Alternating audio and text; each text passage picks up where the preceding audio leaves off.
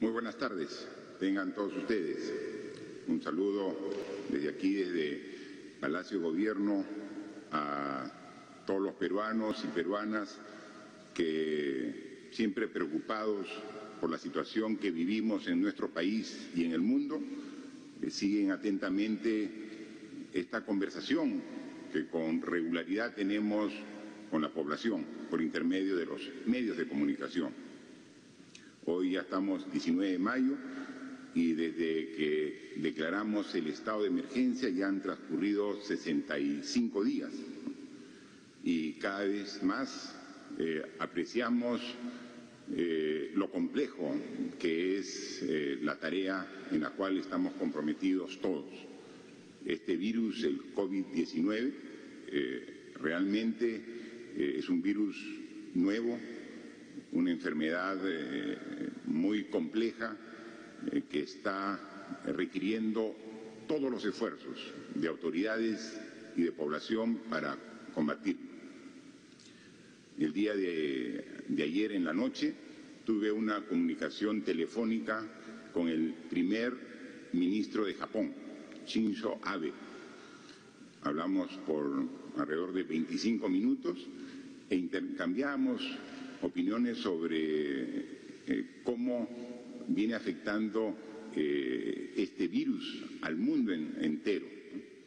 Y esta conversación se complementa con otras conversaciones que he tenido con otros líderes, presidentes de países del primer mundo, de los países más desarrollados. Hace una semana tuvimos, como se hizo conocimiento público, una conversación con el presidente de Estados Unidos, con Donald Trump. Tuvimos también lo propio ya hace algunas semanas con el presidente de Corea del Sur y también con el presidente de China, ¿no? Xi Jinping. Y con todos los presidentes que hemos conversado, además de los presidentes de la región, con los presidentes de Sudamérica, con los que también tenemos coordinaciones constantes y permanentes, todos estamos igual de preocupados por el problema que estamos atravesando, pero todos también con la voluntad de enfrentar de manera adecuada esta situación para poder revertirla. Y coincidimos en que la mejor forma es el trabajo en equipo. No solamente el trabajo en equipo a nivel internacional, porque como este virus afecta a 200 países en el mundo, ya está bordeando los 5 millones de personas contagiadas a nivel mundial. Entonces vemos que los efectos son muy grandes. Una de las conclusiones que hemos llegado en estas conversaciones telefónicas que hemos tenido con estos presidentes es que debemos hacer un esfuerzo común a nivel mundial, que a través de la Organización Mundial de la Salud establezcamos las coordinaciones adecuadas para que los tratamientos que vayan consiguiendo efectividad en el combate a esta enfermedad sean compartidos. Aquí no puede haber de ninguna manera egoísmo en el contexto internacional. Tiene que haber solidaridad para que los tratamientos sean inmediatamente compartidos. Por eso, uno de los acuerdos que tuve en la conversación con el presidente de China fue que viene ya una misión de científicos chinos para conversar con los científicos peruanos, que los tenemos y de muy alta calidad, sobre todo el análisis científico de esta enfermedad, para trabajar precisamente la cura a través de los procedimientos que estén dando resultados, como también ya lo hemos hecho, nosotros podamos dar a conocer el genoma del virus COVID-19 del Perú para que también sea analizado en el otro esfuerzo científico que se está haciendo a nivel mundial, que es el de buscar la vacuna. Para ello también, el día de anoche, cuando hablamos con el primer ministro de Japón, ellos están trabajando en ambos sentidos y el ofrecimiento es compartir la información para poderla usar en el momento oportuno con la población de nuestro país y del mundo. Ese es el esfuerzo. Es decir, el esfuerzo que tenemos que hacer a nivel global. En la reunión que tuvimos con el presidente, en la conversación que tuvimos con el presidente de Estados Unidos, también fue en los mismos términos, pero también hubo de parte de este presidente un ofrecimiento de apoyo con equipo que requerimos aquí en el Perú. Ha ofrecido apoyar con ventiladores mecánicos para que puedan llegar, para sumarse al esfuerzo de tener cada vez más una mejor respuesta a los requerimientos que nos da esta enfermedad. En las próximas semanas está llegando este ofrecimiento que ha hecho también el gobierno de Estados Unidos y esperemos que esto se sume a los esfuerzos propios de adquisición que hemos hecho y que han aumentado la capacidad de respuesta que tenemos como país. Pero la reflexión es si el mundo está haciendo un esfuerzo de trabajo en conjunto, porque es la única forma de enfrentar de mejor manera a este virus, tenemos que hacer lo propio al interior del país. Si el mundo se une para enfrentar a esta pandemia, con mayor razón debemos unirnos los peruanos. Y vamos a hacerlo, como lo venimos haciendo desde el primer día. Vamos a continuar con este esfuerzo de unidad, empezando por el gobierno, obviamente, que siempre ha estado monolíticamente unido para combatir este enorme problema. Aprovecho siempre la oportunidad para aclarar falsas noticias que tratan de desinformar a la población.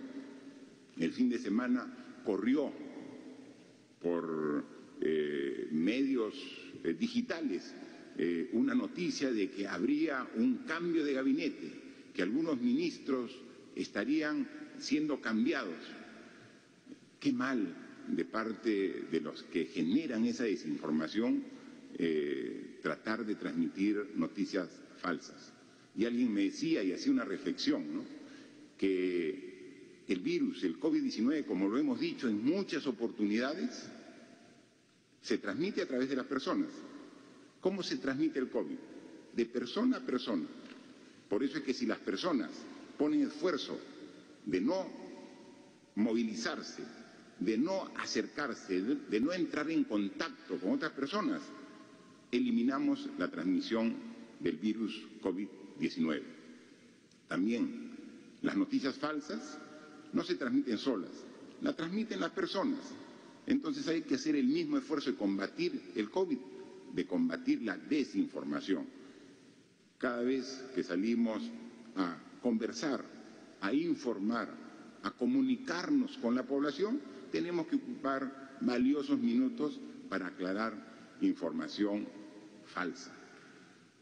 La anterior oportunidad tuvimos que aclarar que era mentira de que el presidente estaba mal de salud, recluido en una clínica, tratándose precisamente el tratamiento de la enfermedad, ¿no? Falso, ¿no?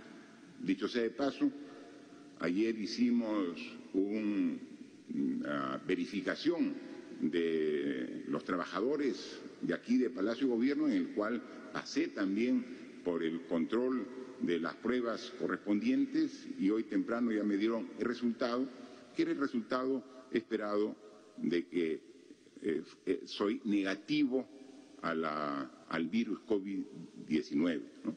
Y soy negativo porque, como lo dije en alguna oportunidad, soy muy escrupuloso, como lo es la mayoría de los peruanos, para respetar las indicaciones que el propio gobierno da, ¿no? Distancia social, no permitir la aglomeración con las personas, permanente higiene, si se tiene a la mano el alcohol líquido o en gel, pero lo más simple, agua y jabón de manera permanente, limpieza. Y si salimos fuera del domicilio, fuera de la vivienda, usar siempre la mascarilla, pero siempre tratando de evitar salir en lo posible. Y si salimos, manteniendo la distancia necesaria correspondiente de mínimo 1 metro para evitar el contagio. Respetando eso, lo hemos verificado nosotros mismos, no tenemos el virus en nuestro organismo. Pero hay que seguir trabajando y seguimos haciendo día a día. Estamos conscientes de la gravedad de esta enfermedad y no hay tiempo para el descanso. El gabinete en su conjunto trabaja los 7 días de la semana de manera incesante, como lo hace el personal de salud, a quien siempre le dimos y le damos y le reiteramos las gracias por el gran esfuerzo que está dando, el personal de las Fuerzas Armadas, de la Policía, que también ahí está en la primera línea, trabajadores del INPE, que vemos aquí al ministro de Justicia, trabajadores de los diferentes sectores que están trabajando para poder cumplir con el objetivo que tenemos como país, ¿no? Manifestar que el trabajo, si bien lo dirigimos desde aquí, desde nuestras oficinas en Lima, somos conscientes que debemos llegar a todo el país y ese es el esfuerzo que hacemos. Entonces, cuando hablamos de cómo vamos consiguiendo los resultados que vamos alcanzando, es en función de la información que vamos recabando desde el norte hasta el sur del Perú, el centro y el oriente peruano. Todo es un solo país, complejo, diverso, diferente en cada una de las regiones, pero igual les prestamos exactamente la misma atención y dedicación. Y vemos que ya las cifras de contagios en el Perú se acercan a los 100.000 personas. Exactamente tenemos que al día de hoy, la información que nos hace el Ministerio de Salud es que de 979.582 personas que han sido muestreadas, 99.483 han dado positivo. De ellos, 7.526 se encuentran en condición de hospitalizados a lo largo y ancho de todo el país y 883 pacientes están en las unidades de cuidados intensivos.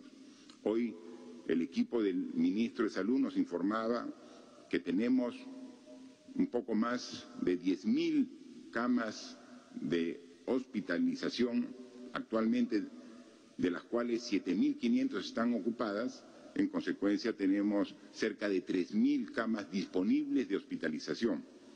Y en lo que corresponde a unidades de cuidados intensivos, tenemos 1.052 camas a nivel nacional, de las cuales 883 están ocupadas. Entonces, tenemos que seguir en este esfuerzo de ir aumentando gradualmente las camas de hospitalización y las camas para las unidades de cuidados intensivos. Y entonces es necesario explicar y dar a conocer el esfuerzo que estamos haciendo como país por muestrear cada vez más peruanos y peruanas. 679.000, ¿no? ¿Qué representa esa cantidad? Yo quisiera mostrarles un cuadro para hacer un análisis comparativo con los países vecinos de la región. Si vamos al cuadro, vamos a poder apreciar que esta gráfica, yo me voy a parar para poder mostrar exactamente dónde nos encontramos y cuál es la curva que representa al Perú. Miren ustedes, aquí tengo un puntero. Miren, al 8-10 de abril pueden apreciar que Perú, Chile, Colombia, Argentina, Ecuador y Uruguay teníamos más o menos la misma cantidad de pruebas, menos de 100.000. Estábamos por el orden de entre los 20.000 y 60.000 pruebas, todos los países que estamos haciendo referencia, que son países similares de la región, ¿no? Teníamos esa cantidad. Ahí decidimos con el ministro de Salud de que con esa evaluación que hacíamos a los ciudadanos no íbamos a tener la información real necesaria para poder combatir la enfermedad, que teníamos que ser mucho más ambiciosos. Y ahí es donde nos dijo el ministro de Salud, con su equipo de prospectiva, que para poder hacer un muestreado adecuado deberíamos aumentar las 1.200 pruebas que hacíamos en promedio por día a 12.000 pruebas. Es decir, ambiciosamente multiplicar por 10 la cantidad de pruebas. Y ahí miren cómo el Perú, que estaba en este nivel, cómo comenzó a subir la cantidad de pruebas y dónde nos encontramos. Ya estamos llegando a las 700.000 pruebas, 679.000 exactamente. Miren, comparen con el resto de países. Por ejemplo, Colombia y Argentina son dos países que tienen mayor población que el Perú y sin embargo la cantidad de pruebas que han hecho es más o menos la tercera parte que ha hecho el Perú. Este esfuerzo de realizar pruebas de manera así intensa nos permite sincerar la información, nos permite dar información más real para poder directamente llegar a las personas que están siendo infectadas y poder hacerles el tratamiento correspondiente y poder evitar que los contagios continúen de manera indefinida. Y ahí tenemos que, para tener un panorama de todo el país, hemos también distribuido las pruebas a nivel nacional. Tenemos un cuadro que puede ser claro para que se vea el esfuerzo que estamos haciendo a nivel nacional. Más o menos nosotros ya como país hemos adquirido alrededor de 1.400.000 pruebas, de las cuales ya han llegado un porcentaje importante ellos. Pero hemos distribuido 422.000 pruebas a todas las regiones del país para que complementariamente al muestreo que hace el Ministerio de Salud, salud que tiene pruebas, también los gobiernos regionales están haciendo el trabajo y el esfuerzo de determinar el nivel de contagio que se tiene en cada una de las regiones. Pueden apreciar que las regiones que han recibido mayor cantidad de pruebas, en este caso pruebas rápidas, pero también pruebas moleculares, son Piura, La Libertad, Lambayeque, Loreto. Son las regiones que tienen el mayor nivel de contagio y en consecuencia tienen la mayor cantidad de pruebas que han recibido. Otras regiones tienen menor cantidad de pruebas en función del tamaño de su población y el nivel de contagio que tienen actualmente. Y de esa forma es que venimos trabajando a nivel de todo el país. Y por ello es que los ministros, encabezados por el Premier, están viajando de manera constante y permanente a todas las regiones del país. El Premier estuvo recientemente, la semana pasada, un viaje primero a la región Lambayeque, luego se fue a la región de Ucayali, estuvo en Pucallpa, y recientemente, hace 2 días, ha estado en la región de Loreto, en Iquitos, conversando con las autoridades regionales, con las autoridades de salud, con la propia población a través de su sociedad civil, los esfuerzos que estamos haciendo todos en conjunto para poder enfrentar a esta enfermedad. Pero no solamente el Premier viaja, viajan todos los ministros a las regiones que son de su responsabilidad.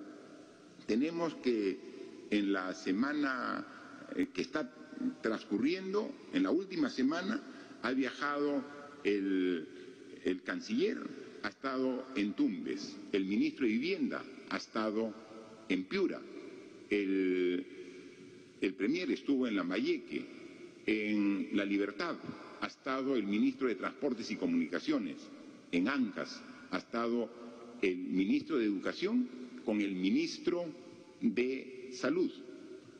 Luego en Ica, ya al sur de Lima, ha estado el ministro de Salud. ha estado también viajando hasta el extremo sur del Perú. He estado el día sábado directamente en la región de Tacna y en la región de Moquegua. Se tiene en Cajamarca, ha estado el ministro de Defensa. En Pasco ha estado el ministro del Interior. En esta semana continuamos. Hoy día en Apurímac se encuentra la ministra de Economía y Finanzas. En Puno se encuentra ahora el ministro de Vivienda. En Cusco está el ministro de Comercio Exterior y Turismo. Hoy también ha viajado a Piura el ministro del Interior. En esta semana, el jueves, está viajando a Amazonas el ministro de Transportes con la ministra de Cultura. Está viajando el jueves el ministro de Vivienda Arequipa. Mañana nuevamente viaja a Iquitos la ministra de la Producción y también está viajando a Junín el ministro de Justicia. Es decir, estamos haciendo el esfuerzo de llegar a las diversas regiones del país, obviamente dando prioridad a las regiones que tienen mayor índice de contagio de este virus para poder articular los esfuerzos que estamos haciendo. Los ministros no viajan solos, van con un equipo de trabajo del Ministerio de Salud, van llevando también equipamiento, implementos, pruebas para que las regiones puedan tener la capacidad de respuestas que se requiere en esta situación tan difícil para todos los peruanos. Hay que manifestar que al viaje que se realiza a todas las regiones, también estuvo la ministra de la Mujer en la región de Ucayali, ahí presentes. Tuvieron una larga jornada el primer ministro de Iquitos, que viajó con varios ministros para ver la diferente problemática.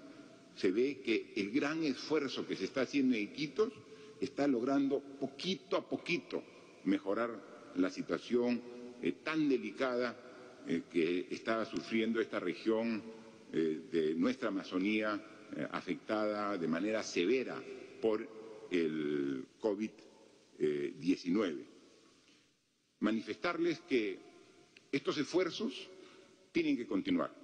No podemos nosotros de ninguna manera disminuir el esfuerzo que estamos haciendo. No podemos nunca, ante una enfermedad tan compleja y tan grave, tener alguna actitud triunfalista. Tenemos que seguir trabajando con el mismo esfuerzo e ímpetu que lo hicimos desde el primer día. Identificamos que los problemas se estaban dando en las zonas de contagio más concentradas, que eran los mercados.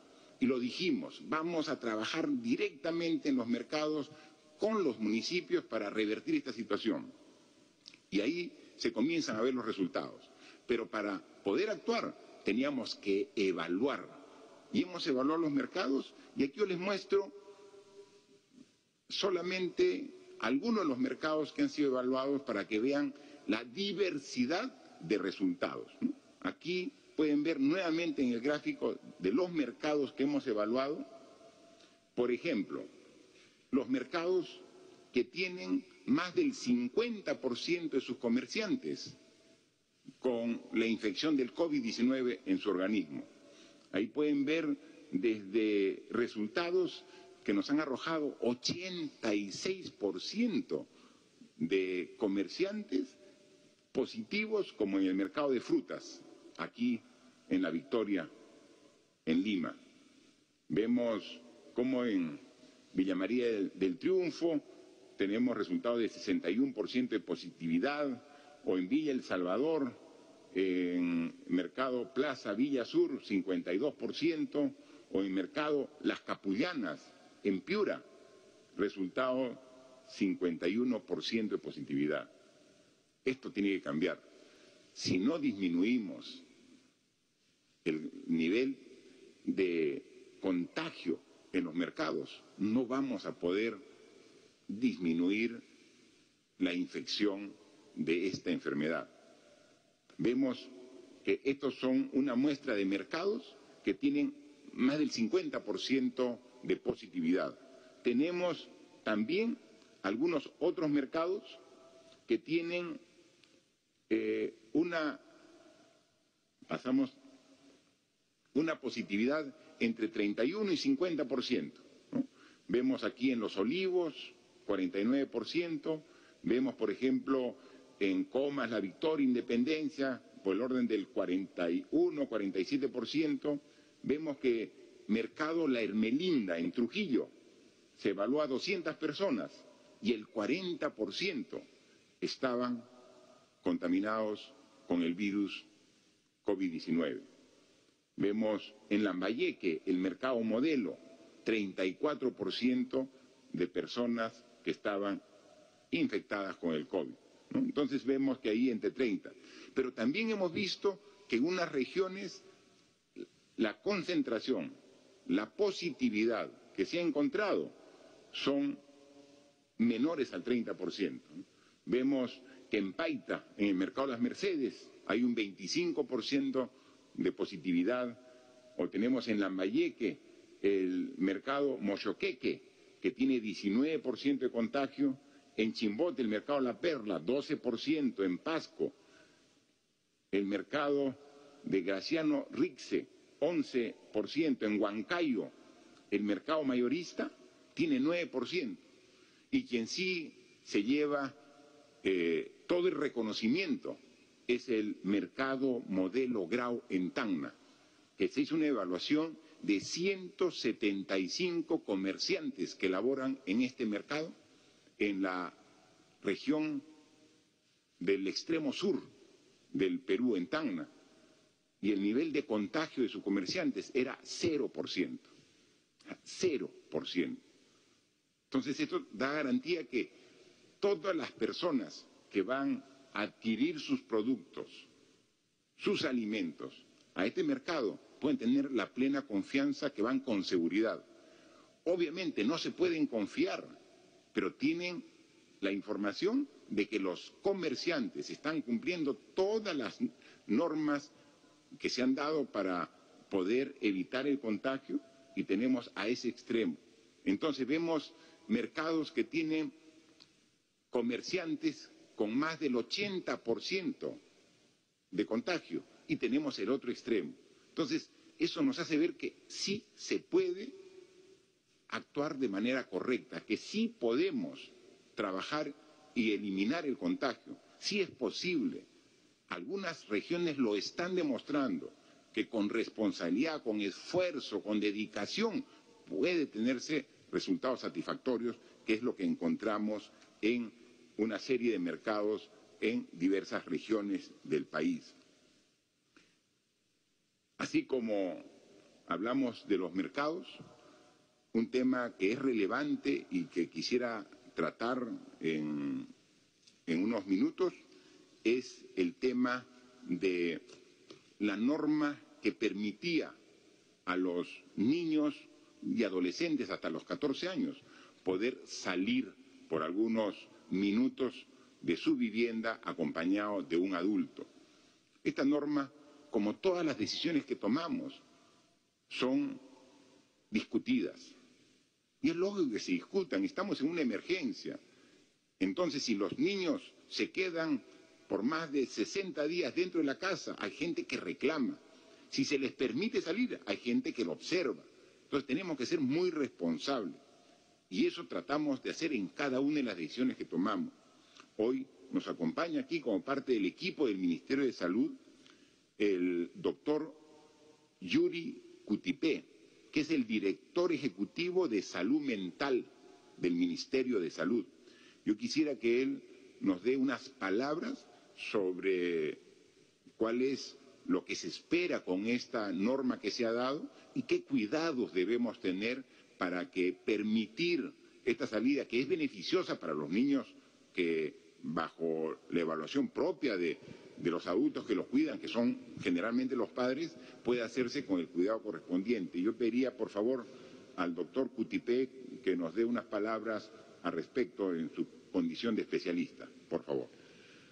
Muchas gracias, señor presidente. Sí, efectivamente, como está dispuesto en el decreto supremo correspondiente, desde el día de ayer entró en vigencia la facilidad para que los padres voluntariamente, opcionalmente, puedan decidir, en acuerdo con sus hijos o hijas, decidir salir a hacer una caminata cercana alrededor de su domicilio por un máximo de 500 metros o 5 cuadras, por un tiempo máximo de 30 minutos, como una medida, como una estrategia de mitigación del estrés acumulado por estas largas, más de 8 o 10 semanas de encierro que vienen teniendo los niños, las niñas y los adolescentes, y que acumulan un malestar emocional, así como también estrés físico,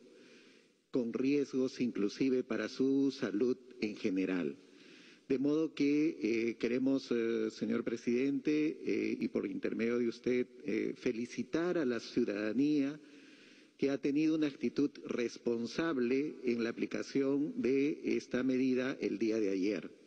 La actitud de los padres ha sido una actitud muy prudente, tanto de quienes no sacaron a sus hijos a esta caminata, como de aquellos que sí se permitieron esta caminata a sus hijos durante 30 minutos. Queremos además invocar a la responsabilidad de los padres.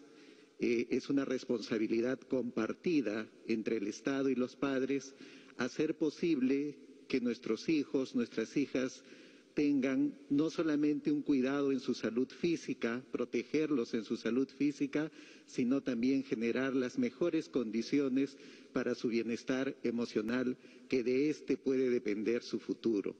De modo que desde el Ministerio de Salud, desde el Centro de Control de Enfermedades, semanalmente se estará informando a toda la ciudadanía respecto a los distritos de alto riesgo y de bajo riesgo, de modo que se incorpore cada vez más, en tanto los distritos pasen a bajo riesgo en COVID, se incorporen cada vez más poblaciones de niños, niñas y adolescentes que también puedan hacer uso conjuntamente con sus padres de esta estrategia de medicación, de mitigación, así como también invocar a las familias que en el espacio privado podamos, así como acompañamos a nuestros hijos e hijas en sus labores educativas, también realizar actividades de juego, de ejercicio, de distracción, que puedan hacer lo posible,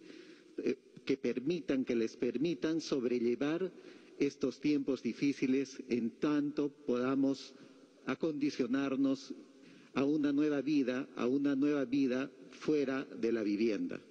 De modo que semanalmente el Ministerio de Salud estará informando sobre esta medida y, como se ha dicho, señor presidente, esta medida irá adecuándose dependiendo de las circunstancias, pero por ahora es lo que se puede poner a disposición de la ciudadanía, de los padres y madres, de modo que cuando vean por pertinente puedan salir con sus hijos en el horario de 12 del día a 6 de la tarde en los distritos donde hay bajo riesgo de contagio.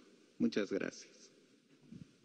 Como bien nos hacía recuerdo el doctor Cutipé, especialista en el tema, finalmente lo que se permite con esta norma es la posibilidad que los padres de familia puedan acompañar a sus hijos a un paseo muy corto para que puedan atender algún problema que puedan estar pasando sus hijos, hijas.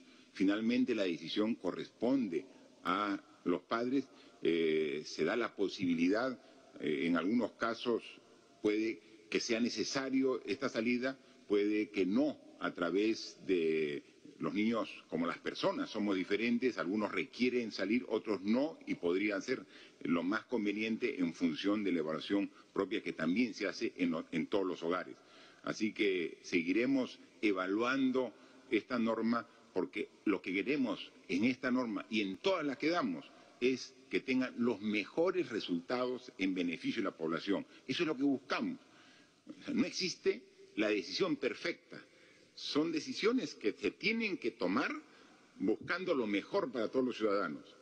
Y hay veces las decisiones que se toman que beneficien un aspecto puede perjudicar en otro. Es ahí donde hay que buscar el equilibrio.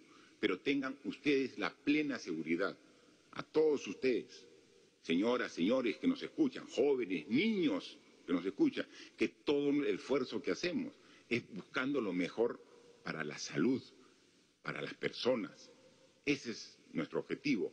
Hay veces incluso uno con la mejor intención puede cometer un error, una equivocación. Si eso lo vemos y nos lo advierten, tenemos la valentía de corregir los errores. O sea, la voluntad siempre es de buscar lo mejor para la ciudadanía. Este es un virus nuevo.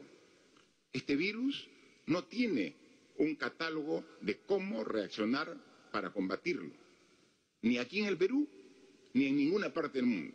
Así que con criterio, con responsabilidad y con mucho esfuerzo estamos buscando las mejores respuestas en el campo de la salud, en el campo económico, en el campo social para atenderlo, ¿no? Y ahí estamos con todo el esfuerzo. Somos conscientes que un estado de emergencia de este tipo está originando problemas también en los ingresos familiares de los hogares peruanos. Por eso es que hemos dispuesto ya hace algunas semanas que 6.700.000, 800.000 hogares reciban 760 soles. Este bono que hemos dicho, o sea, como una ayuda económica del gobierno para poder atender las necesidades básicas de esta población vulnerable que siente los efectos de esta cuarentena.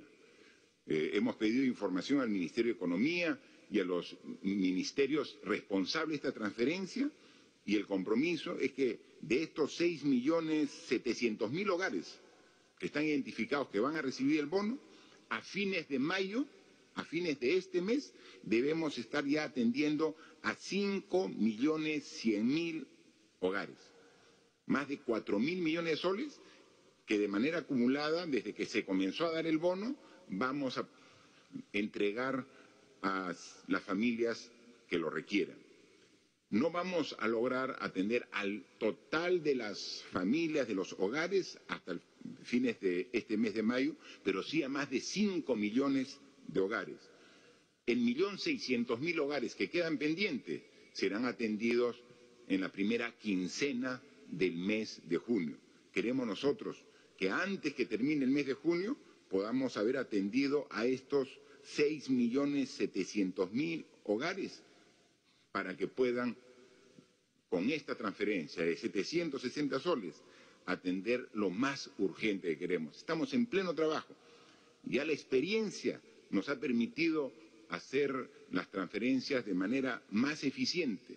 El primer tramo que dimos de un bono de 380 al inicio, nos demoramos como 45 días para hacer efectivo, porque no había cómo hacer la transferencia a tantas familias.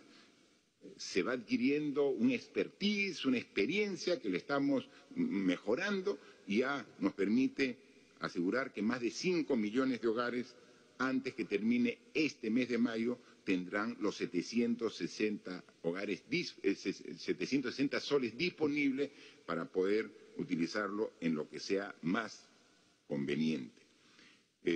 Un tema también importante comentar es sobre algunas medidas y decisiones que está tomando el Congreso de la República. Se comentó sobre el gran problema que se tiene en los penales, en los centros de reclusión, en las cárceles que hay en el Perú. Nosotros hemos tomado algunas medidas para disminuir el hacinamiento que existe. Ya alrededor de 1.000 personas privadas de su libertad a través de normas directas que hemos hecho como Ejecutivo, han logrado su libertad. Obviamente asegurándonos que no sean elementos peligrosos para la sociedad. Eso es lo que estamos trabajando. Pero existe una cantidad importante de personas privadas de su libertad que están en condición de procesadas, que no tienen sentencia, y que queríamos buscar el mecanismo para que el Poder Judicial pueda, a esas más de 30.000 personas en condición de procesadas, puedan, previa evaluación del Poder Judicial, ver que una cantidad importante puedan salir de la cárcel, porque no tienen sentencia, ¿no? Están recién en un proceso judicial.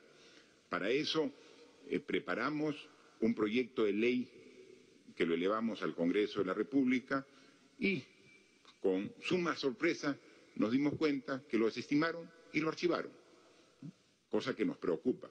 Al respecto, yo quisiera que nos dé un poco de mayor información el ministro de Justicia que se encuentra aquí con nosotros. Por favor, ministro. Señor presidente. Sí, efectivamente, señor presidente, desde el inicio de la pandemia acá en nuestro país se ha venido adoptando, señor presidente, en relación a los penales, un conjunto de medidas que están relacionadas en diversos frentes, ¿no? Unas medidas que apuntan al tema masivo del aseo en los penales, las fumigaciones en cada uno de los establecimientos penitenciarios, además también el uso de mascarillas y de los equipos de protección personal que se han venido distribuyendo a nivel nacional, así como la habilitación interna y externa de centros de aislamiento, en algunos casos dependiendo de la infraestructura de los penales y en otros dotando del apoyo del Ministerio de Vivienda para que ello así ocurra. El cuarto frente ha sido el tratamiento temprano en materia del tratamiento por parte del personal médico y el último en el tema del deshacinamiento, que justamente, sin duda alguna, contribuye a poder manejar de mejor manera y aliviar el impacto del coronavirus en materia de los penales. Respecto del deshacinamiento, exhortamos en su oportunidad, y lo dijimos en diversas oportunidades a nivel nacional, señor presidente, que la problemática de las personas que están privadas de libertad se pueden agrupar en sentenciados y procesados. Adoptamos medidas en relación a los sentenciados, con la cifra que usted ha mencionado, señor presidente, y que va creciendo, y en relación a los procesados, que es una cifra importante de la población penitenciaria, exhortamos al sistema de justicia, tanto al Ministerio Público como al Poder Judicial, para que de oficio puedan activar sus mecanismos de revisión. El Poder Judicial, a través de sus órganos, específicamente el Consejo Ejecutivo del Poder Judicial, exhortó a sus presidentes de Corte y a sus jueces para que, en ejercicio de su independencia, pudiesen efectivamente revisar de oficio los casos. El impacto de esta exhortación no ha sido el esperado y es por eso es que nosotros presentamos, al igual que el Poder Judicial, porque el propio Poder Judicial declaró públicamente que se requería de una ley para poder establecer criterios uniformes y obligatorios para todos los jueces de la República, presentamos este proyecto de ley. El Poder Judicial presentó 2 proyectos de ley que fueron debatidos en el marco de un consenso muy importante en el marco de la Comisión de Justicia. Tanto Poder Ejecutivo, Poder Legislativo y Poder Judicial nos sentamos a discutir estos proyectos. Saludamos la iniciativa de la presidenta de la Comisión de Justicia, saludamos el espíritu conciliador y de consenso que se presentó en esa comisión y lamentablemente días después vimos el archivamiento de estos proyectos. En ningún caso, señor presidente, hemos tenido el ánimo de trasladar el problema al Congreso de la República. Prueba de ello es que el propio Poder Judicial ha solicitado y ha pedido que esto se regule por ley y, en segundo lugar, nosotros no teníamos las facultades delegadas. En su oportunidad las solicitamos y basta realizar una comparación literal entre lo que se solicitó y lo que se concedió para poder concluir indubitablemente que se nos negó estas facultades. Obviamente, señor presidente, nosotros no nos vamos a quedar de brazos cruzados y por eso es que, en aras de la protección del derecho a la salud de los internos y de los agentes penitenciarios de los 68 penales es que amerita un nuevo pedido de delegación de facultades para poder proteger estos bienes y valores constitucionales, señor presidente. Muchas gracias, ministro. Efectivamente, en las facultades que recibimos del Congreso de la República no establecía que podamos legislar al respecto. Por eso es que propusimos un proyecto de ley al Congreso para que se atienda este grave problema que existe en las cárceles con el hacinamiento. El Congreso lo desestimó, se abstuvo, porque al final la votación lo que ganó fue la abstención, ¿no? Entonces, una forma de decir, mejor no toco el tema y si se abstienen, lo archivo. Entonces, no veo el problema. El problema está ahí y hay que darle una solución. Entonces hemos tomado como decisión de gobierno no legislar sobre el respecto, darnos a nosotros la responsabilidad y nosotros sí lo hacemos. O sea, aquí no se trata de lavarse las manos. Hemos presentado el proyecto de ley para que lo haga porque la institución que legisla es el Congreso de la República. Hágalo usted, señores congresistas. Poder legislativo, no archivo. Entonces, denos esa facultad. Denos facultades para legislar en el tema y nosotros lo hacemos. Damos la ley que está requiriendo el Poder Judicial para actuar respecto a las decenas de miles de procesados que deberían tener un análisis pronto para solucionar este problema. Pero este no es el único tema en el cual tenemos comentarios claros, precisos y directos respecto a algunas decisiones que ha tomado el Congreso de la República. Para que la sustente y dé el detalle correspondiente, yo cedo la palabra a nuestro primer ministro para que pueda comentar respecto. Por favor. Presidente, gracias. Efectivamente, este virus tiene un impacto impredecible y tenemos que dar una respuesta como Estado, donde todos los órganos, inclusive los autónomos, tienen que tener sobre la mesa su mejor disposición, desde sus responsabilidades, acudir a una atención, pero también focalizar en conjunto mejores respuestas. Como bien se ha explicado, estamos advertidos que un delicado problema era la sobrepoblación o el hacinamiento en los penales y obviamente se instituía como un alto foco contagioso. Pedimos facultades para una mejor regulación, fueron negadas.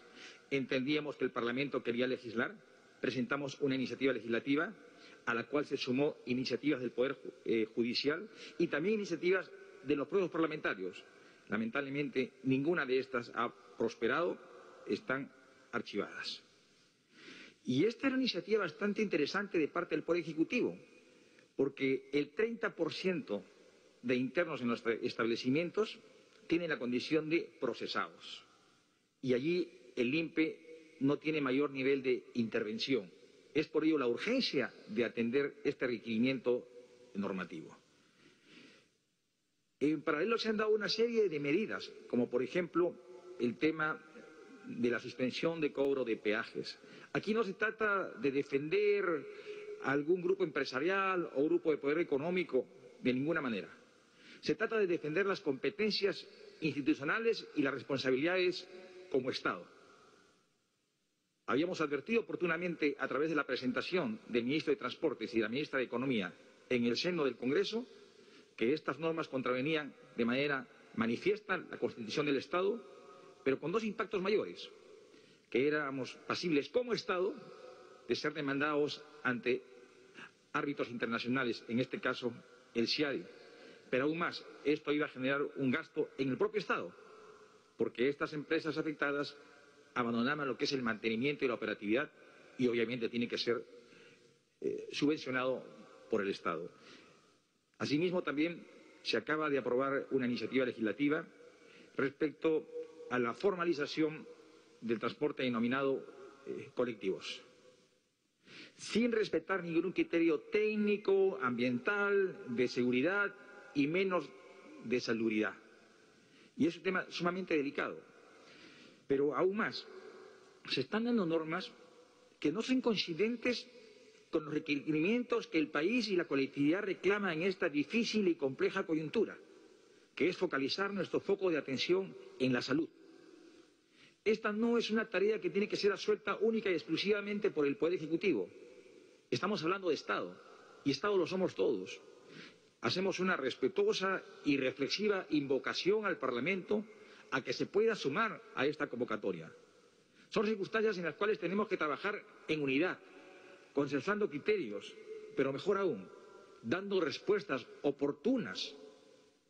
Y qué mejor aún cuando, haciendo un esfuerzo de conjuncionar tareas, todos respondamos uniformemente ante esta enfermedad del coronavirus. Debo dar cuenta, presidente, que el día de hoy ha llegado un documento al despacho de la Presidencia del Consejo de Ministros, donde se nos está invitando a que el gabinete en su conjunto se presente esta próxima semana, sea el martes 26 o el jueves 28, ante el Congreso. Y aquí me permito hacer una observación. La indicación expresa dice sesión presencial. Día tras día, el señor presidente y los señores ministros, en los distintos mensajes que venimos dando, especialmente a la ciudadanía, damos 3 recomendaciones. Primero, lavado de manos. Segundo, la mascarilla. Y lo tercero, lo que es el aislamiento.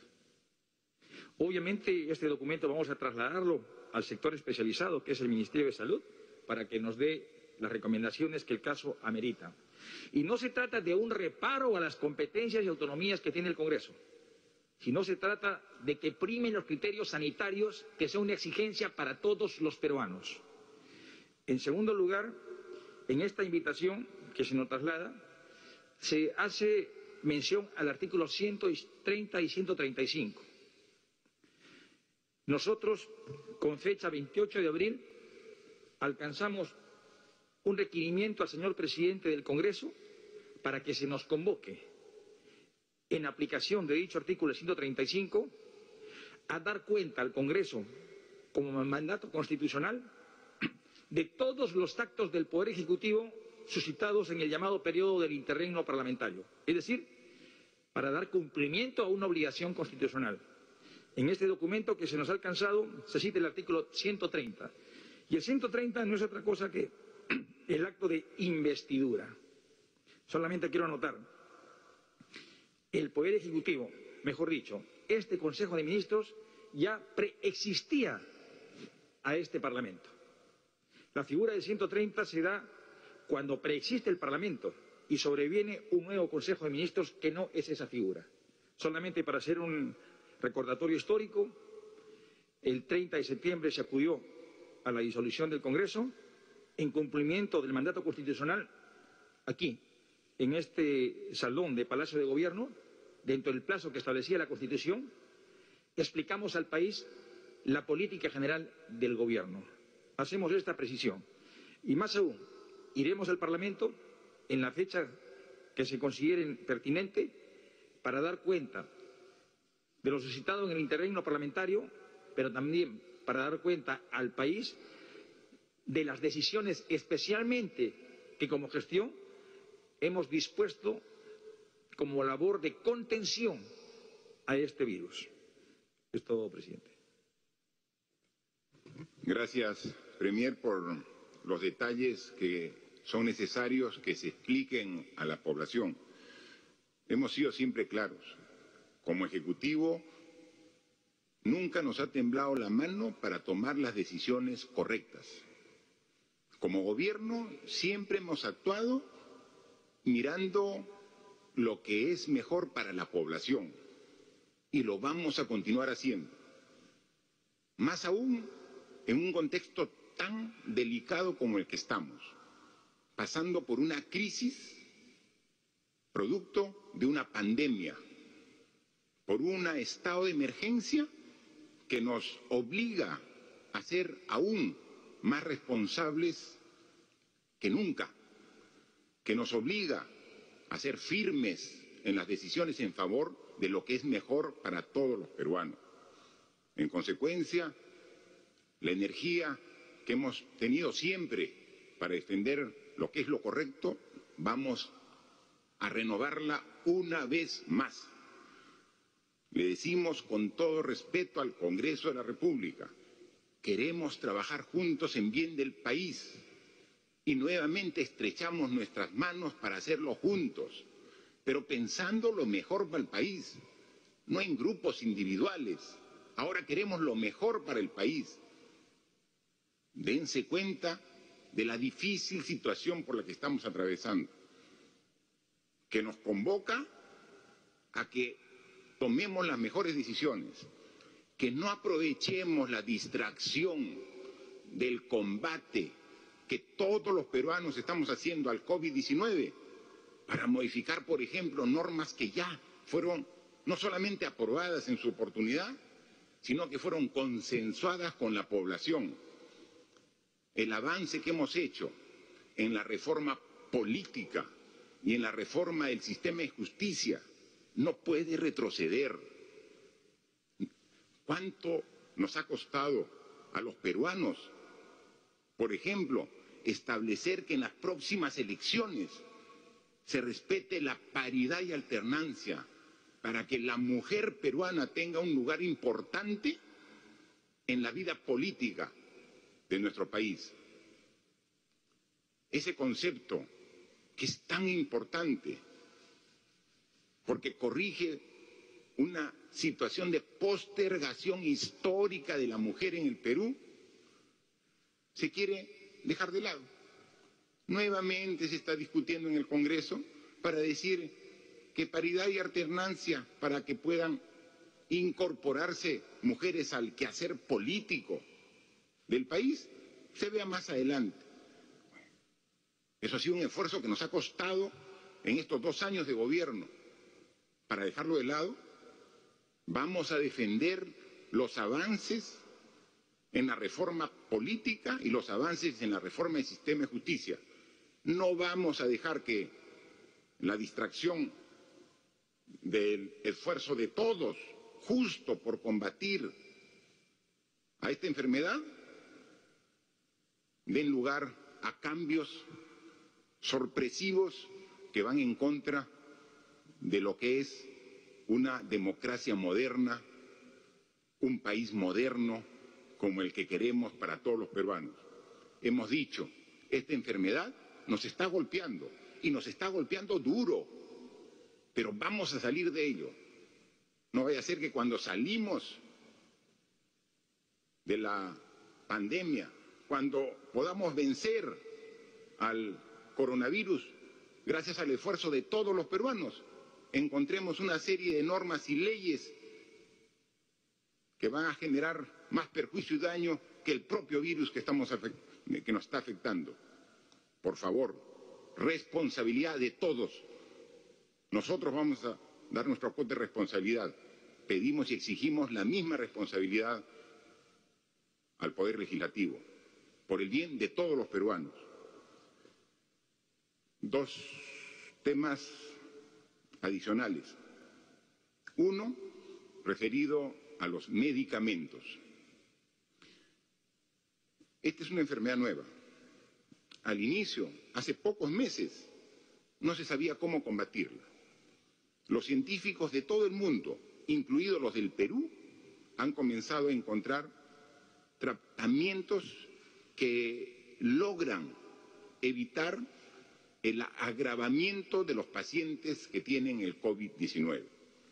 Aquí, médicos peruanos han comenzado a disponer de diferentes tratamientos y han podido comparar entre los mismos pacientes, porque no hay otra forma, porque si viene una epidemia de un mal antiguo que se repite en el Perú, vamos al archivo y vemos cómo se trata esa enfermedad. Y decimos, ante esta enfermedad se trata de esta forma, pero es una enfermedad nueva. No existe nada escrito.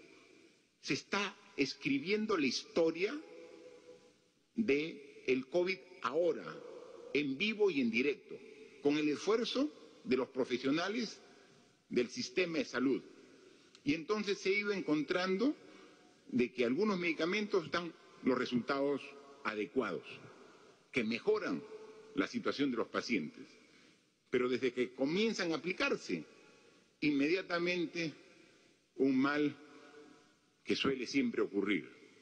Comienzan a acapararse, comienzan a especular y comienzan a subir de precio los medicamentos. Es decir, siempre queriendo algunos empresarios aprovecharse de la desgracia del país por la que estamos pasando. Y eso no podemos permitirlo. Hemos, a través del Ministerio de Salud, incorporado los medicamentos que están establecidos como tratamiento para esta enfermedad dentro del listado de medicamentos genéricos que deben ser de obligación, que como genéricos estén en la lista de productos de las farmacias del país. Y estamos encargando que se haga una fiscalización para que estén dispuestos para la venta al público. Y de esta manera podamos nosotros asegurar de que estos medicamentos puedan llegar. Vamos a tener que hacer la fiscalización correspondiente. Además del agregado de los medicamentos en el listado como medicamentos genéricos, tiene que haber la fiscalización para que estén presentes, porque la norma, la ley que dimos el año pasado sobre medicamentos genéricos tiene sanción y penalidad para las farmacias que no cumplan con esta obligación. Se estará publicando en breve esta resolución ministerial de salud, donde incorporan estos medicamentos que se ha visto que funcionan para combatir el COVID-19, pero en su condición de medicamentos genéricos. Pero no es lo único. El día de mañana, en Consejo de Ministros, vamos también a debatir un decreto de urgencia para ver qué otras medidas tomamos para que podamos garantizar que como Estado podamos asegurar que los pacientes que sufran del COVID-19 puedan acceder a esos medicamentos a través del sistema mismo que tenemos de salud, para que, eliminando tantas trabas burocráticas administrativas para la adquisición de esos medicamentos, podamos hacerlo rápidamente para que podamos tener la disponibilidad para todos los pacientes de todas las regiones del país. Eso es un tema que ya está en agenda, que el día de mañana en el Consejo de Ministros lo veremos en la sesión correspondiente. Agradecemos siempre la atención y quedamos ahora a disposición de los medios de comunicación para que nos hagan llegar las consultas correspondientes. Gracias, señor presidente. Vamos a iniciar entonces con la ronda de preguntas virtuales. La primera pregunta es de CNN. El doctor Jesús Velarde, presidente de la Sociedad de Médicos Intensivistas, ha señalado en medios que ya no se está admitiendo en UCI a pacientes adultos mayores y que se está comenzando a elegir a aquellos que tienen más posibilidades. Es decir, que estamos en la temida etapa de selección, de decidir quién vive y quién muere. ¿Cuál es la respuesta del gobierno a esta afirmación? Yo pediría, aprovechando que está aquí presente la doctora Pilar Macetti, que es la jefa nacional del Comando COVID-19, que articula la respuesta de salud ante esta enfermedad, que nos pueda responder esta interrogante. Por favor, doctora. Gracias, señor presidente. Como parte de las funciones del Comando Operativo COVID-19 está la parte que tiene que ver con la hospitalización.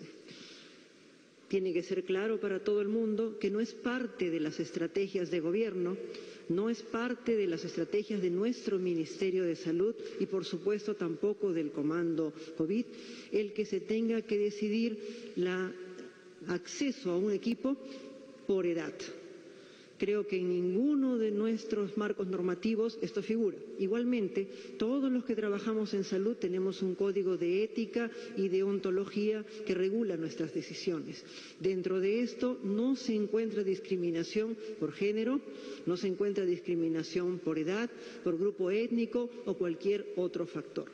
Cualquier decisión que se toma en salud respecto a una atención con medicamentos, algún procedimiento, algún acceso a un equipo, acceso a cirugía, siempre pasa por el respeto a la voluntad de la familia y a la voluntad del paciente. Y si en algún momento se llega a una decisión tan difícil como la mencionada, que no es este el momento, definitivamente tenemos una serie de mecanismos para poder asumir ese tipo de decisiones que pasa inclusive por una junta médica. Todo esto está regulado por nuestro colegio médico y el Comité de Ética y de Deontología que nos regula a todos nosotros. No estamos en ese momento.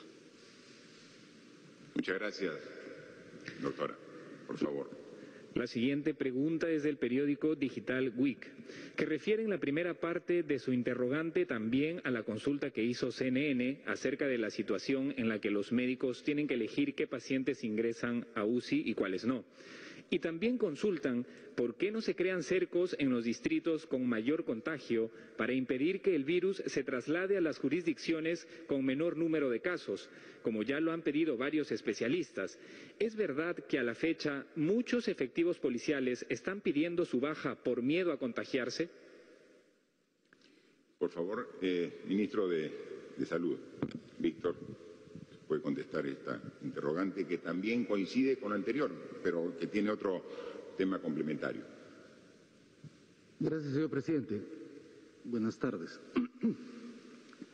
Para ratificar lo dicho por la doctora Mazzetti, en el sentido de que no es política de nuestro ministerio y de nuestro gobierno hacer discriminación alguna para el acceso a los servicios de salud y menos para el ejercicio de nuestro derecho a un servicio de calidad.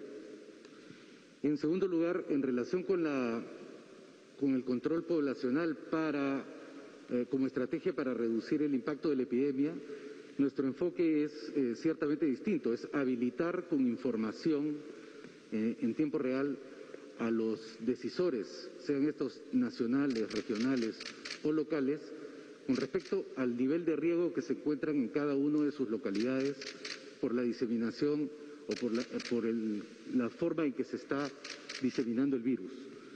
Esa es la razón por la cual nosotros hemos sido muy intensivos en el uso de pruebas de laboratorio y el mapeo en todas las regiones del país y en todos los distritos que tienen esta información. Con ella no solamente pueden tomar decisiones los gobernadores, los alcaldes, las autoridades nacionales, sino también la propia ciudadanía en relación a cómo pueden identificar aquellos lugares en donde es mayor o menor el riesgo al contagio. Bien, gracias, ministro. Solamente yo respondo la parte final de la pregunta de este periódico digital, que dice: ¿es verdad que efectivos policiales están pidiendo su baja? De ninguna manera. Justo he consultado con el ministro del Interior, muy por el contrario. Tenemos la característica de una Policía Nacional y unas Fuerzas Armadas comprometidas con su país, con la moral al tope, siguiendo, como estamos haciendo nosotros, este combate contra este enemigo, este virus COVID-19, con toda la fuerza, renovando energías de manera permanente.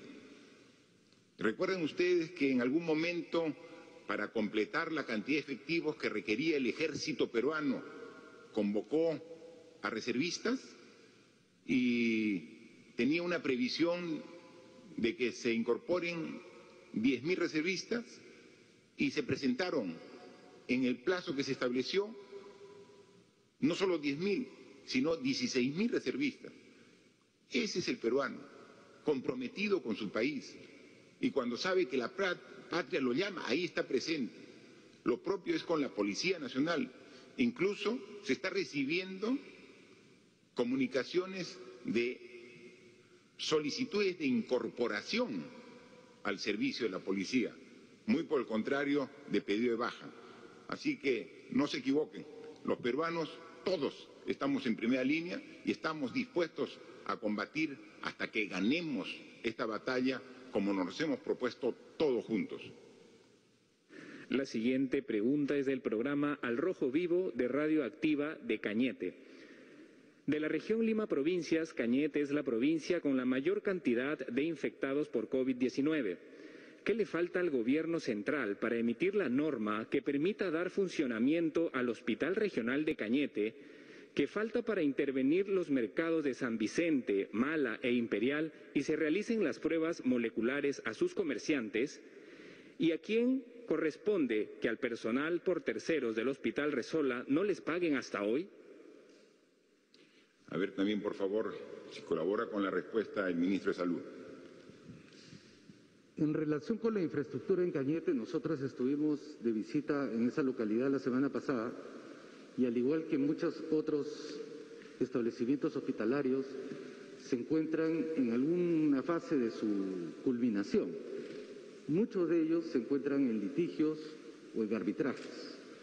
Esperamos esta semana, como lo ha anunciado el señor presidente, poder dar una norma que nos permita utilizar infraestructura que está lista para ser utilizada o puesta en operación y que estos litigios o estos arbitrajes no impidan que podamos desplegar la mayor cantidad de nuestros recursos en beneficio de nuestra población, cuál es el caso de Cañete.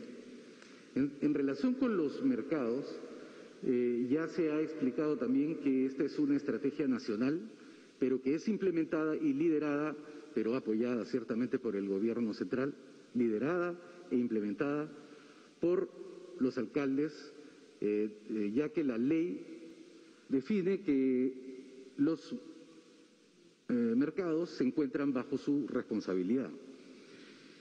Nosotros no solamente asistimos técnicamente, sino dotamos de las pruebas necesarias para identificar el grado de riesgo en que se encuentran esos establecimientos. En tercer lugar, en relación con los terceros, hemos dado ya las normas para que se eliminen los contratos de terceros en todos los hospitales, se cancelen las deudas, se trasladen a estos trabajadores de distinto nivel de desarrollo profesional a un contrato mejor, que es el CAS COVID. Se han dado las normas para establecerlo. Lo mismo son las autoridades locales, en este caso el director de salud a nivel local, que tiene que hacer las modificaciones presupuestarias para poder utilizar los recursos que se encuentran en la región y hacer que la ley se cumpla. Gracias, ministro. Sí, la siguiente pregunta es de Vía Televisión de San Martín. Vemos al día de hoy que para sobrevivir tenemos que conseguir medicinas tan caras que muchas familias peruanas no pueden acceder. ¿Cómo se justifica el alza de precios en medicamentos, mascarillas, guantes y otros implementos de seguridad? ¿Es necesario pagar precios sobrevalorados por ellos? ¿Se prevé acciones de parte del Ejecutivo para que exista una regulación o medida contra el alza de precios en productos como medicamentos? ¿O si se le ocurre a alguna industria subir sus precios en algún momento, cómo podemos hacer prevalecer la vida por encima del lucro?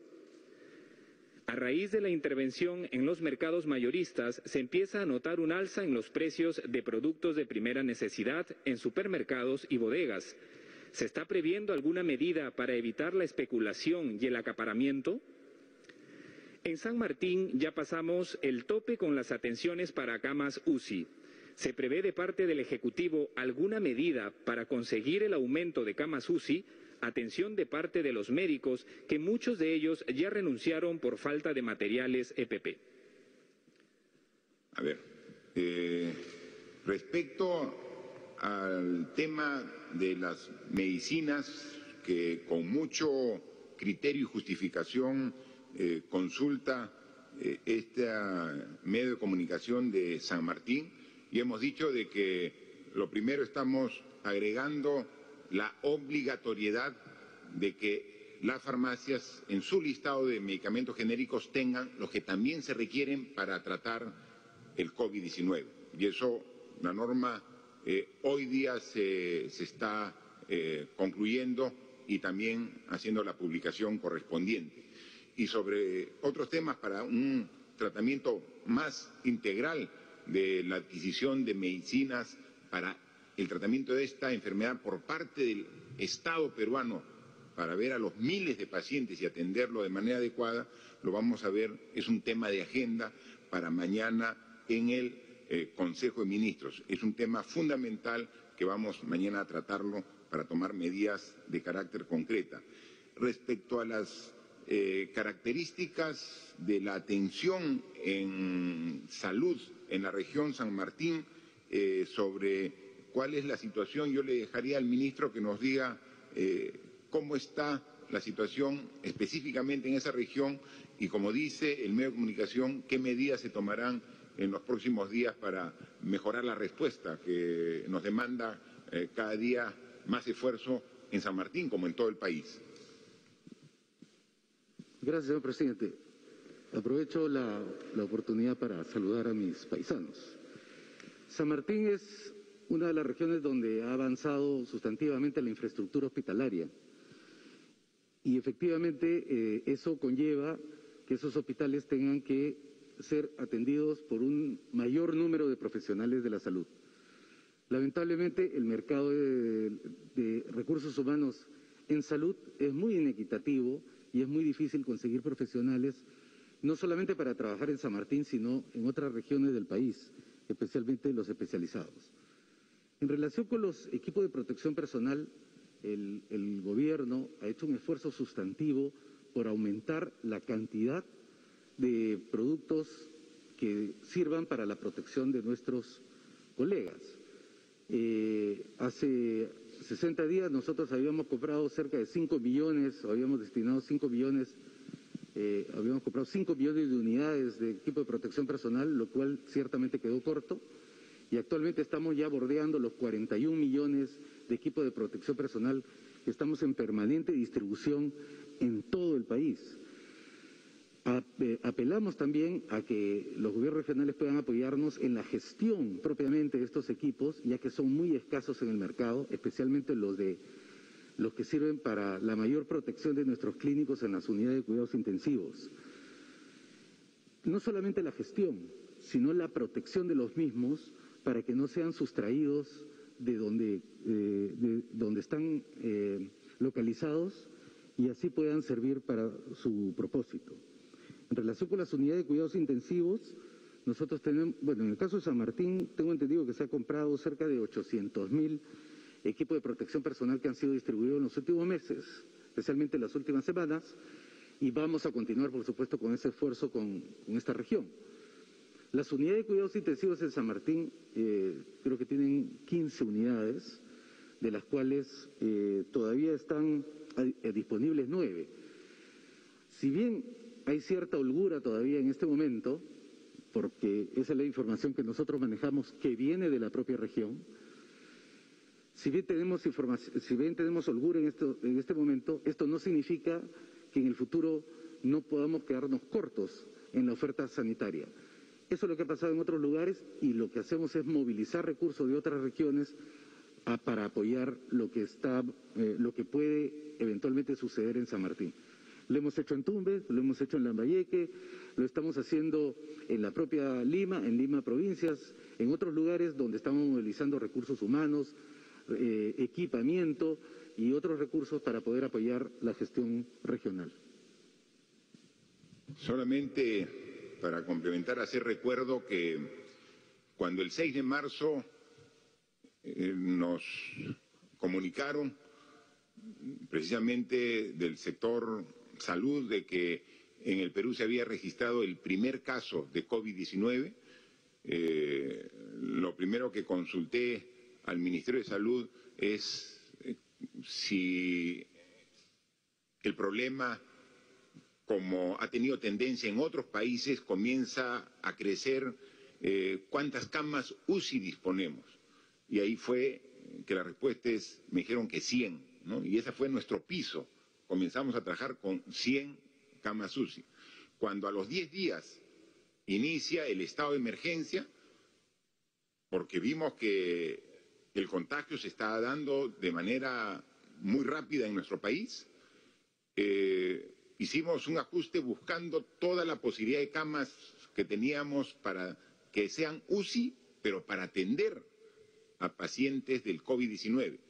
Y se determinó que podíamos llegar a 236 camas, ¿no? De 100 hicimos un esfuerzo para llegar a 236. Hoy tenemos 1.052 camas UCI. Del esfuerzo que hemos hecho desde esa fecha hasta ahora, 1.052 camas UCI. El esfuerzo ha sido grande, pero todavía no es suficiente. Ahora nuestra meta, y eso es lo que estamos pidiendo al ministro, al comando, tenemos que ir al siguiente objetivo: llegar a tener, lo primero, 1.500 camas UCI, ¿no? Y a fines del siguiente mes llegar a 2.000 camas UCI.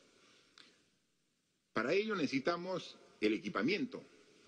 Sabemos que los respiradores mecánicos es una restricción que no existe en stock en los países que los fabrican. Para ello hemos hecho ya una adquisición de 450 a través de los mecanismos administrativos correspondientes. Ya están llegando los primeros.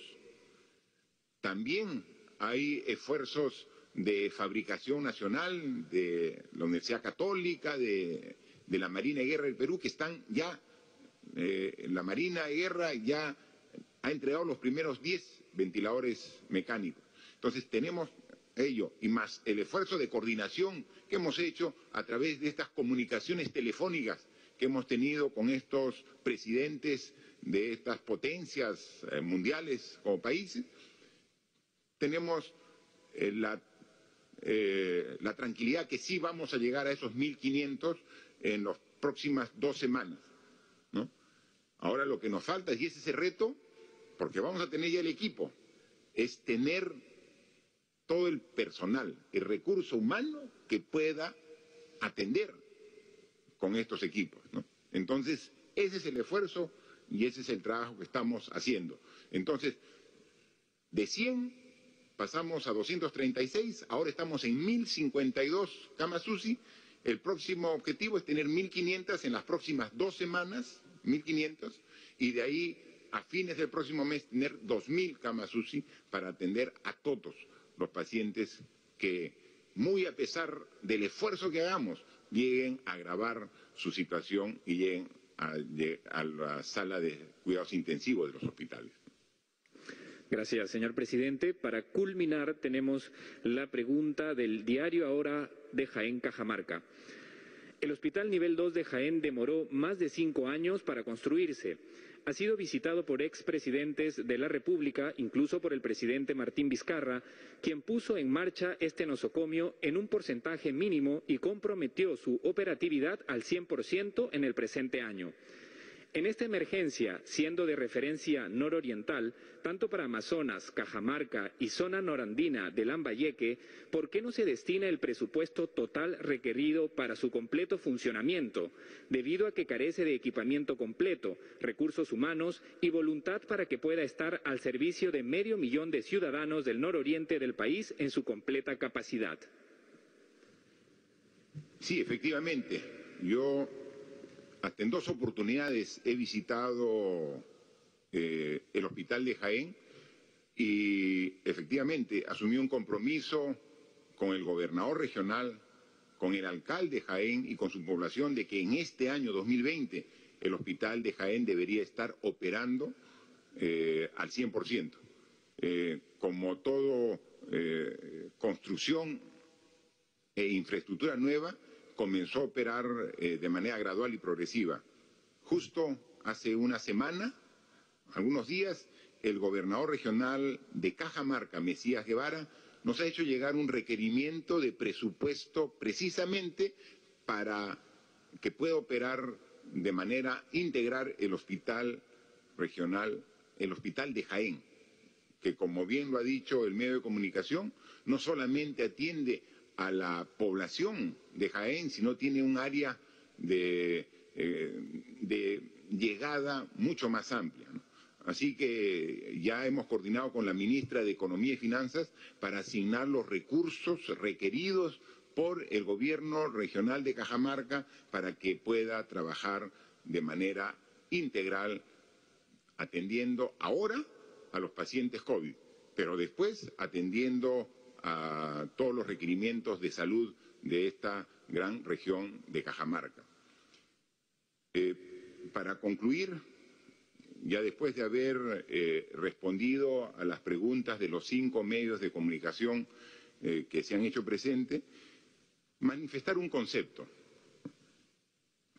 Llevamos 65 días en este estado de emergencia. Y la pregunta que hacemos, ¿cuánto tiempo más? Y es la respuesta obvia que ustedes mismos las conocen. La población es sumamente consciente y responsable y sabe que hay acciones que hemos tomado que deben continuar. Son acciones de carácter individual y colectivo. No estamos esperando una fecha determinada para decir que las medidas de protección personal terminan, ¿no? Es decir, el lavado de manos con agua y con jabón de manera permanente, el uso de alcohol o producto desinfectante permanente, no va a acabar mañana, pasado ni el próximo mes, tiene que ser continuo. El uso de la mascarilla, ¿no? Que la usamos todos cuando tenemos que salir.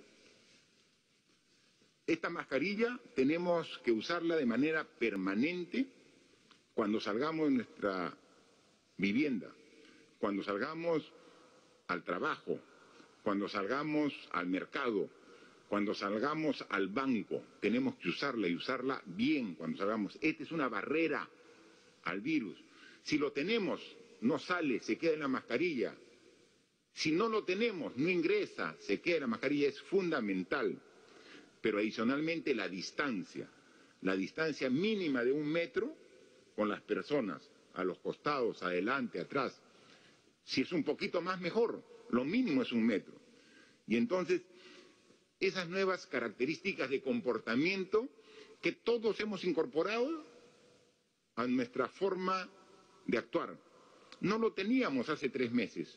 ¿Quién en el Perú usaba mascarillas cuando salía de su vivienda? Nadie. ¿Quién en el Perú mantenía esta distancia? Muy por el contrario, nos gustaba estar pegados a las personas que queremos, abrazar, besar, estrechar la mano. Pero ahora, como es un virus muy contagioso, tenemos que estar a la distancia y tenemos que respetar. ¿Y esto es hasta el fin de semana? No, eso va a continuar, porque tenemos que combatir esta enfermedad hasta que la derrotamos. Y así va a ser. Pero también hay restricciones de carácter colectivo. Las que hemos hablado son las restricciones de carácter individual, es decir, comportamiento individual. Continúa. Yo estoy seguro que todos vamos a respetarlo. Pero hay restricciones sociales, colectivas. El dictado de clases para los alumnos en los colegios, para los alumnos en la universidad. Ya no van a ser presenciales por varios meses, hasta que no tengamos un tratamiento confirmado o una vacuna. Vamos por varios meses. Entonces, no es que el fin de semana, no, esto es continuo. El funcionamiento de restaurante, el funcionamiento de espectáculos deportivos, el tener lleno un coliseo, un estadio, eso ya no puede ser, también, por lo menos un mediano plazo. Entonces, también se ha visto, y hablando con los gobernadores regionales, hablando también con los miembros de las fuerzas del orden, el ministro del Interior, el ministro de Defensa, ¿no? Entonces, se tiene que mantener el orden en horas de la noche, donde si no controlamos a través de una restricción de movilidad en horas de la noche, podemos generar focos de contagio, porque es ahí que se podría permitir aglomeraciones, y entonces tiene que haber una restricción que continúe. Entonces, lo que tenemos que ver es qué medidas podemos ir ajustando de manera secuencial para poco a poco ir recobrando una aparente nueva normalidad. Porque hemos dicho que tenemos que aprender a transitar hacia una nueva convivencia. Entonces no existe el día en que se diga se levanta la restricción y todo como antes del 15 de marzo.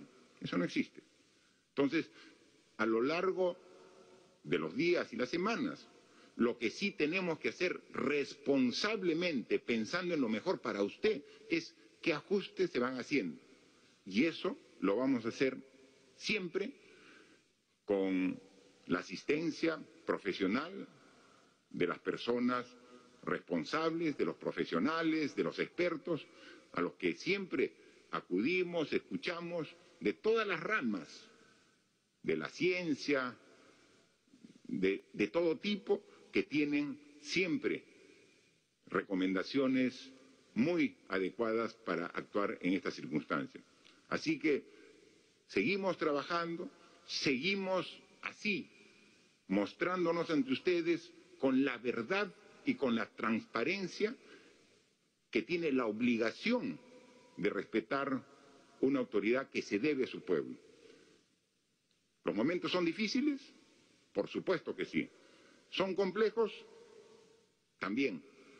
Pero la fortaleza nos va a permitir seguir trabajando para que las cifras que hemos dado, las malas, las mejoremos y las buenas las consolidemos. ¿Lo vamos a lograr? Sí lo vamos a lograr. Con más esfuerzo, con más unidad y con más responsabilidad de todos los peruanos. Muchas gracias.